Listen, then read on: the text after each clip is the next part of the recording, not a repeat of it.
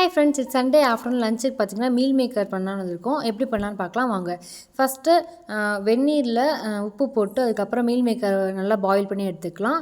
அது நல்லா கொதிச்சு வந்ததுக்கப்புறமா மீல் மேக்கர் நல்லா பிழிஞ்சிட்டு ரெண்டாக கட் பண்ணிக்கலாம்.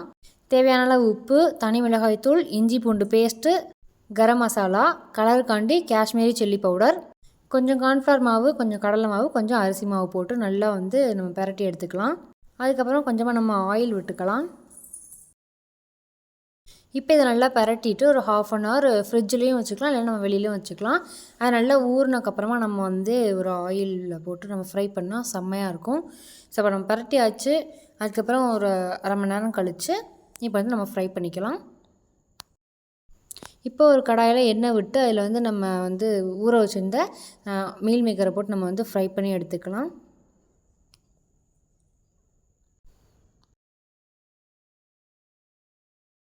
டடா! இப்போ நமக்கு மீல் மேக்கர் 65 ரெடி ஆகிடுச்சு. இதை நீங்கள் மறக்காமல் வீட்டில் ட்ரை பண்ணிட்டு கமெண்ட் பண்ணுங்கள் எப்படி இருக்குன்னு. ஸோ இந்த வீடியோ பிடிச்சிச்சுன்னா லைக் பண்ணுங்கள், ஷேர் பண்ணுங்கள், மறக்காமல் கமெண்ட் பண்ணுங்கள், மறக்காமல் சப்ஸ்கிரைப் பண்ணிக்கோங்க. தேங்க்யூ ஃபார் வாட்சிங்.